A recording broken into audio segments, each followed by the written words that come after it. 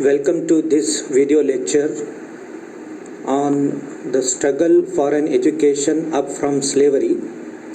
This lesson is prescribed for the students of BCom Part 2 Semester 3.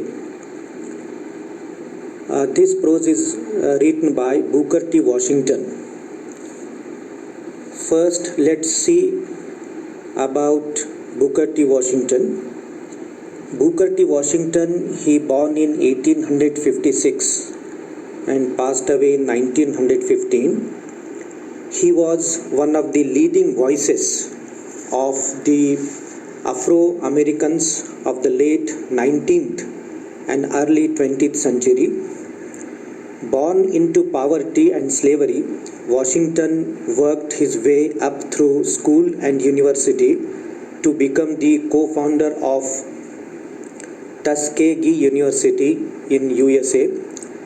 As an educator, writer, orator, and civil rights leader, Washington strove for the upliftment of the African American community, and he was an advocate for educational advancement and economic opportunities for his race.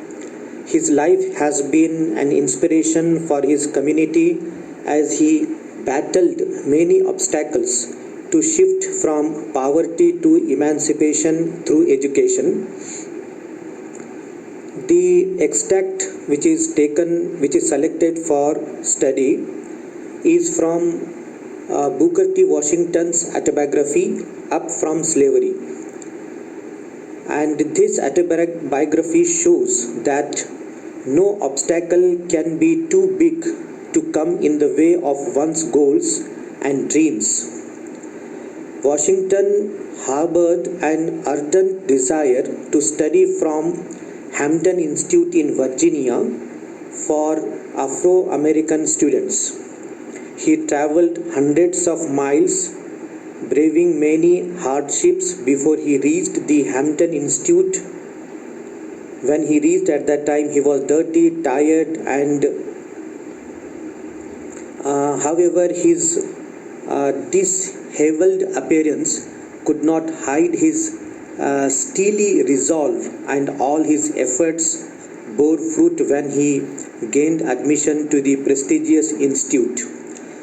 Through this autobiographical piece, the struggle for an education up from slavery and autobiography, we learn that the virtues of patience, perseverance, self-belief, and never to say die attitude are very important to become successful in life.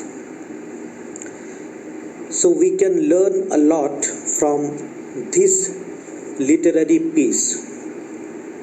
When it opens, Booker T. Washington narrates that one day when he was at the coal mine, he happened to overhear two miners talking about a great school for colored people. Colored people means African people who were taken from Africa to America for working. They were treated as slaves for many years. So a school was established for the African people in Virginia. Virginia is a state in USA, United States of America, and this was the first time Booker T. Washington heard about a school which is especially for colored people, and this school is special school. In the darkness where he was working in the mine, he went close to the two men who were talking about the great school. He heard one of the persons who was talking about the school. he said that the school was established for the particular race of African people, and that is a great opportunity for the poor and worthy students. Only worthy students can get admission there in the school, and moreover, a part of the cost of board and the some trade of or some industries also taught to the students. So not only education is given to the students are taught some skill to earn money. They were given chance to work, and some of the cost of board is also the students can pay by working. So it is a great chance for Booker T. Washington. As the two people went on describing about the school, it seemed to Booker T. Washington that it must be the greatest place on earth, and not heaven can present more attractions for Washington than the Hampton Normal and Agriculture Institute in Virginia, about which these two people were talking. At once he resolved to go to that school, although he had no idea where it was and how many miles away it was and how he is going to reach there. So he says, Booker T. Washington says, I remembered only that I was on fire constantly with one ambition, and that was to go to Hampton, the institute at Hampton, and this thought was with me day and night. So after hearing of the Hampton Institute, Booker T. Washington continued to work for a few months longer in the coal mine.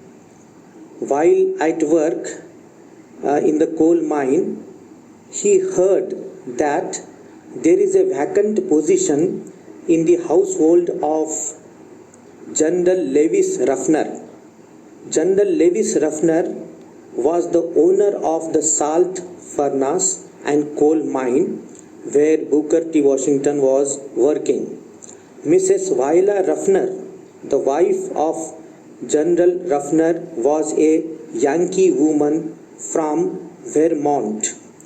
Yankee people in United States of America are the descendants of Puritans who migrated from United Kingdom, UK, England to USA, United States of America, and it is supposed that they are very strict people.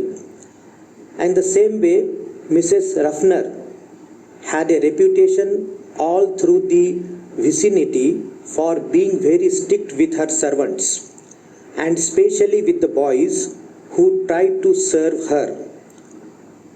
Very, not a single boy remained with her more than 2 or 3 weeks. All left with the same excuse: she was too strict. But Booker T. Washington decided that he would rather try Mrs. Ruffner's house than remain in the coal mine working for hours. Therefore, Washington's mother applied for the vacant position, and at last Washington was hired at a salary of $5 per month. Then whatever he heard about Mrs. Ruffner, and as she is very strict, Washington was afraid to see her and trembled when he went into her presence.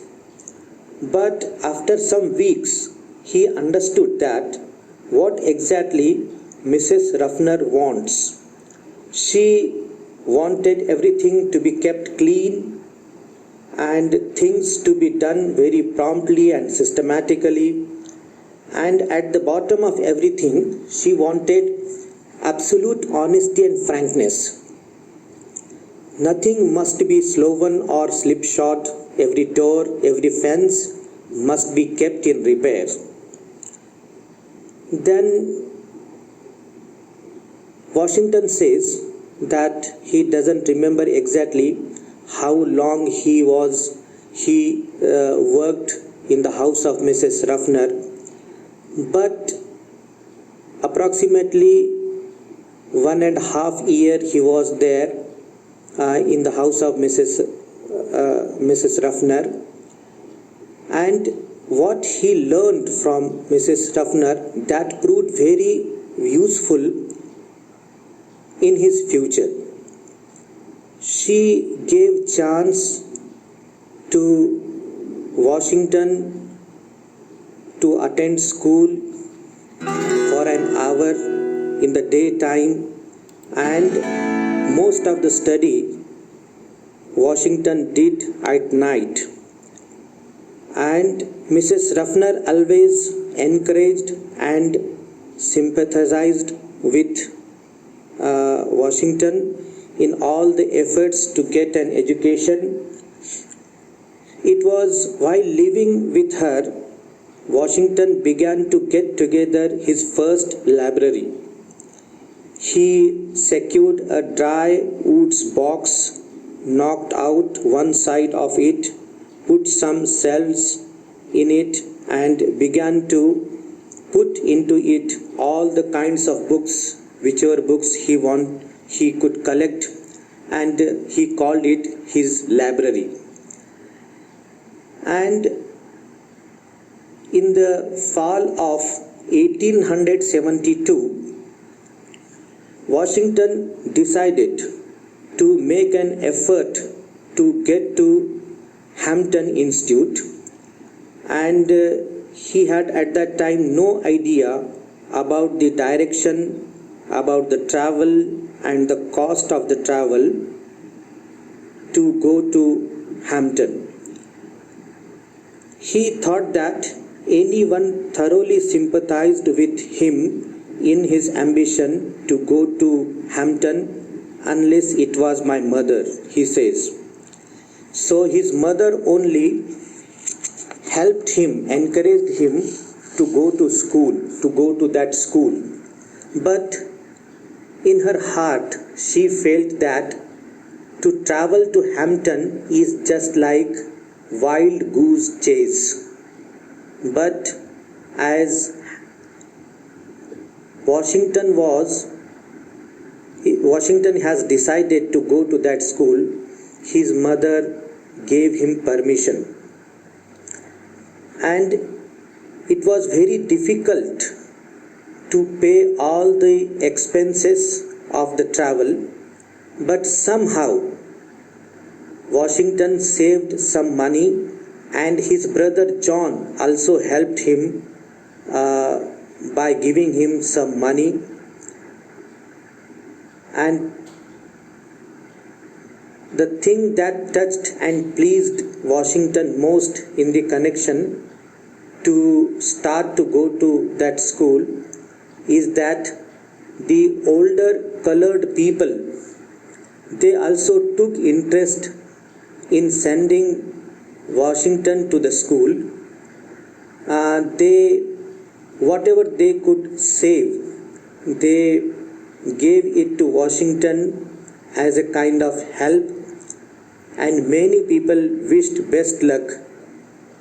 And finally, the day came when Washington started his journey, and he had only a small cheap satchel that contained a few articles and clothing.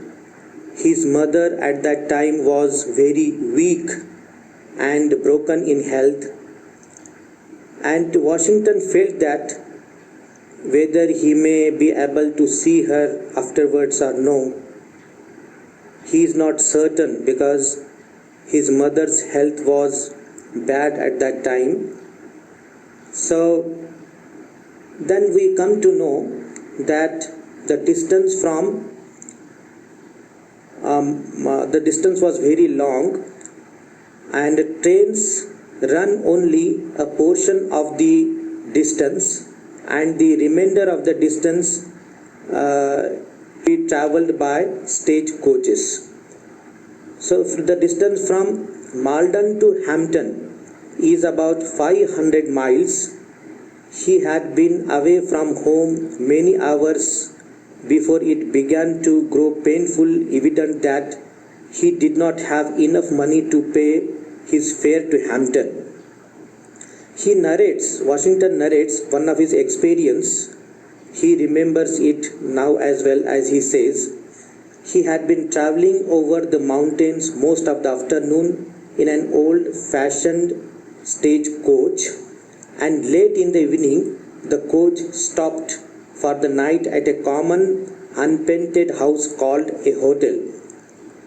All the other passengers except Washington were whites, and he was ignorant about what the color of his skin means. So he expected that he will get accommodation at the hotel. And after the other passengers had been shown rooms and they were getting ready for supper, Washington very shyly presented himself before the man at the desk. Actually, he had no money in his pocket at that time to pay for bed or food. Therefore, he requested the owner of the hotel to give him shelter for the night. But without asking whether he had any money, the man at the desk firmly refused to even consider the matter of providing Washington with food or lodging. Washington here says, "This was my first experience in finding out what the color of my skin meant." In the same way, as he says, I managed to keep warm by walking about, and so got through the night. My whole soul was so bent upon reaching Hampton that I did not have time to cherish my bitterness towards the hotel keeper. At last, by walking, by begging rides in the wagons, in the cars, and at last, after some days, he reached a city named Richmond in Virginia. And about Hampton was away from Richmond. The distance was 82 miles. So from Richmond, Hampton was 82 miles away. So in that way he is very close to reach to Hampton Institute. When he reached Richmond, he was very tired, hungry, very dirty, and he reached to Richmond late in the night. And he had no experience of life in a large city, in a big city, and he was completely out of money, and he had no acquaintance in Richmond. Therefore it became very difficult for him to get lodging and food. He wandered in the streets and he looked at many food stands. There were fried chicken and half moon apple pie. So food was available in the hotels, but as he had no money, nobody allowed him to have food and nobody gave him any food at all. At last, Washington found a ship, a cargo ship. It was a large ship. Washington went to the captain of the ship and requested him to work on the ship to unload the pig iron. The captain was a white man and seemed to be very kind-hearted, he allowed him to work on the ship. Washington worked long enough to earn money for the breakfast. And Washington says, after getting money from the captain, he took his breakfast, he ate something, and he says, I remember it now to have been about the breakfast that I have ever eaten. That was the best breakfast he has ever eaten after many days. Then he says his work pleased the captain, and the captain allowed him to work for some days. Washington started working there for certain days, and when he had saved a considerable money to reach to Hampton, he thanked the captain of the ship for his kindness and started towards Hampton. He started his travel towards Hampton. And for a long time, for many days, he walked, and at last he reached the Hampton Institute. As soon as after reaching the grounds of the Hampton Institute, he presented himself before the head teacher who was busy with the assignment to the students. Having been so long without proper food, a bath, and change of clothing, he did not, of course, make a very favorable impression upon her. He went to the head teacher and told her that he wants to take admission in the school. But when she looked at Washington, she might have thought that he is a worthless loafer or a tramp, because he was looking like that. And in the meantime, she was admitting other students. When Washington looked at the other students getting admission, that added greatly to his discomfort, and he felt in his mind that he should get a chance to show what was in me.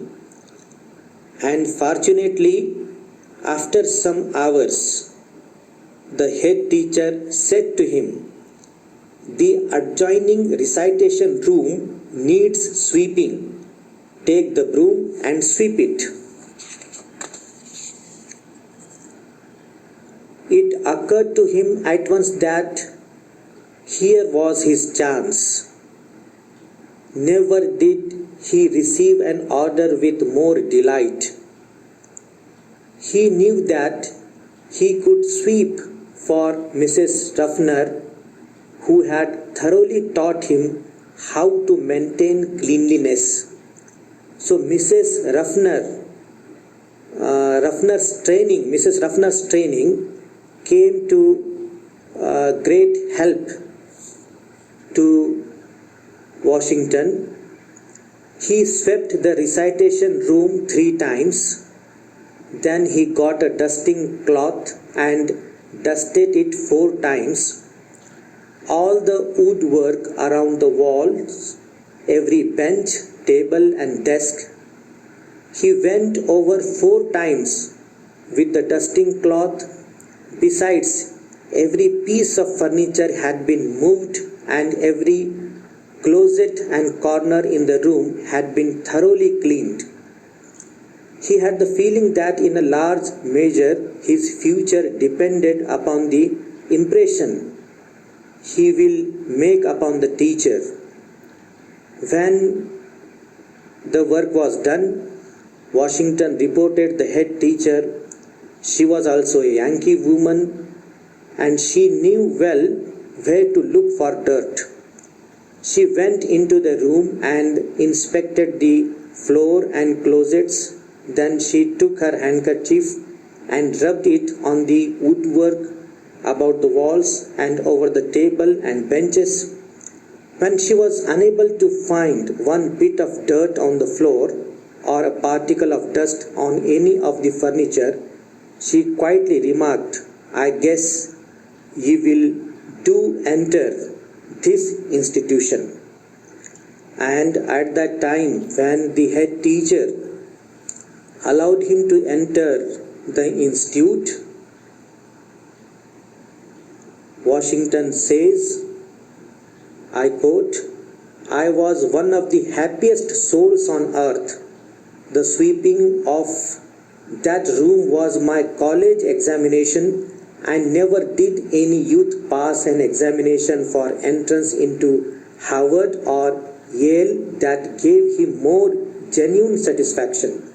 I have passed several examinations since then, but I have always felt that this was the best one I ever passed."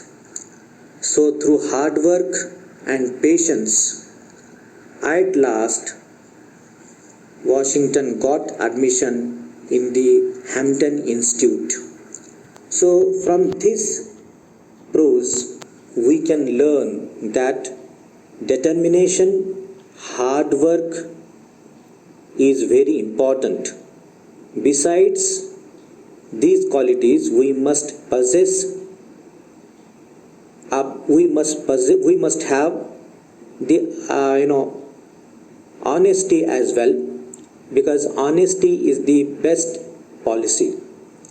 Here we will stop. Thank you for watching this educational video.